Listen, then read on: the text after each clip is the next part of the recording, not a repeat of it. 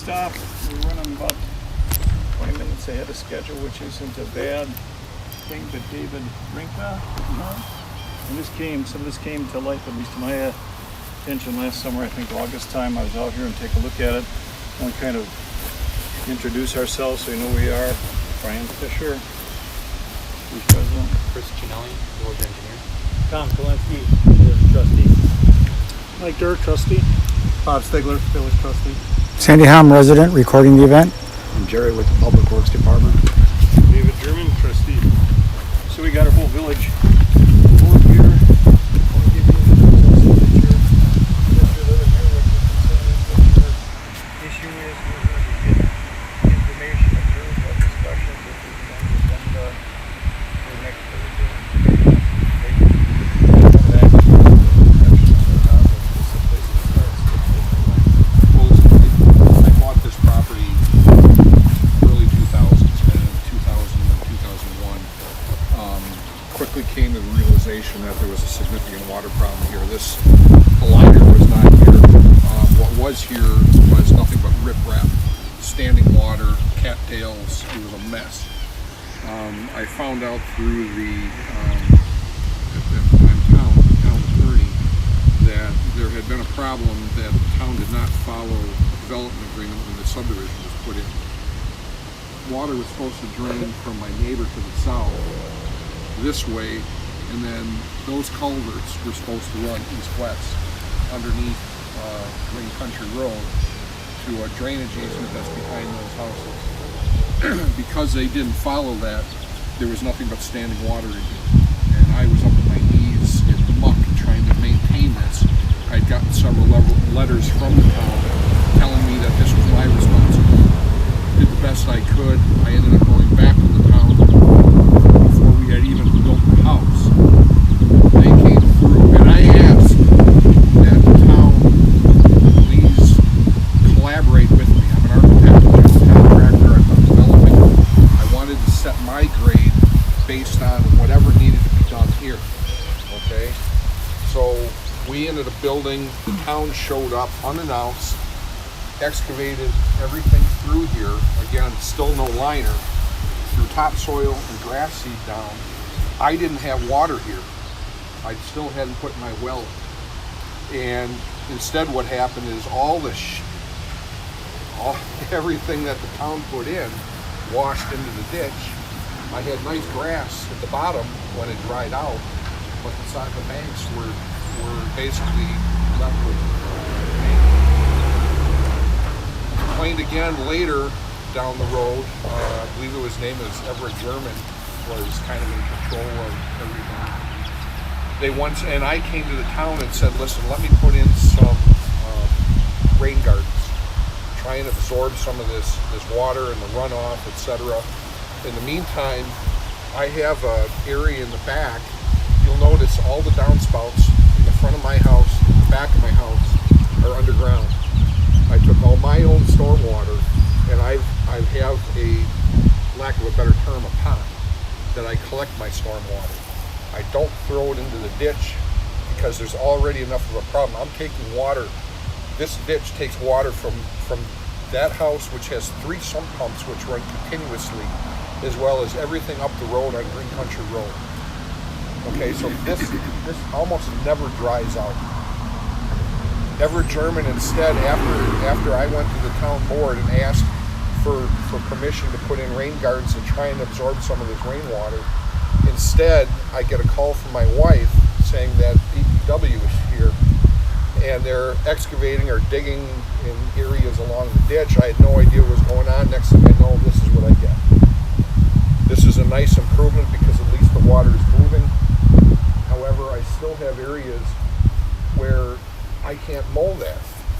You expect me to take care of this, I can't mow it.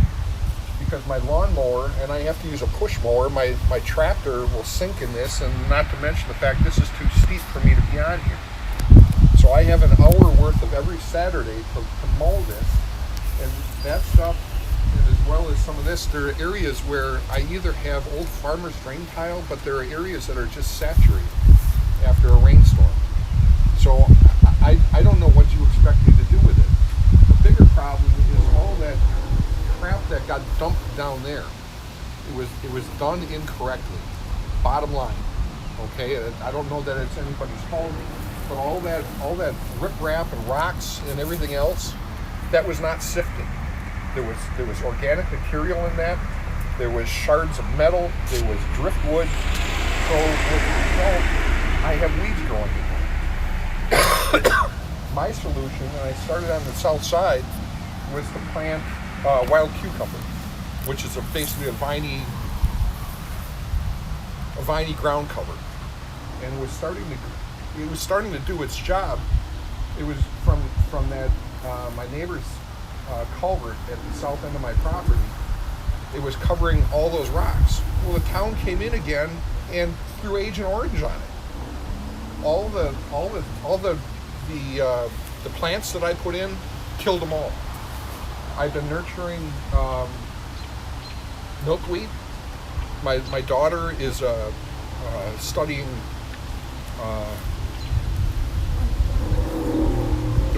She's studying environmental science. So one of the things that we try to do is we're trying to make lemonade out of lemons. Okay, so I had milkweed growing in there. That's all get wiped out. Now I'm back to square one. And all the rocks, if you look up there where those daisies are growing, all those rocks are coming back down the hill. There's a big boulder in the middle of the I can't move it. It's in the middle of the flow line. Go all the way down to my neighbor's culvert and look at the island that's growing in there. All the silt and shit that runs through here collects at the mouth of that culvert, and I can pull cattails. I do that twice a year. Haven't done it yet this year. I just got a call from Mr. Fisher saying that you guys were coming out, so I thought I'd let you take a look at it. But I don't know what the solution is anymore. I asked to be part of this, and instead the town just comes out and does whatever they want to do. I have some knowledge, I have some expertise. I'm not the guy that has all the answers, but at least I'd like to be part of it. You just raised my taxes $65,000. And I'm supposed to sell this house as a $500,000 house or a $650,000 house and tell someone that they have to take care of that? Someone explain that logic to me. Because you're basically looking at this property, and that's a detriment. Nobody else has to deal with this.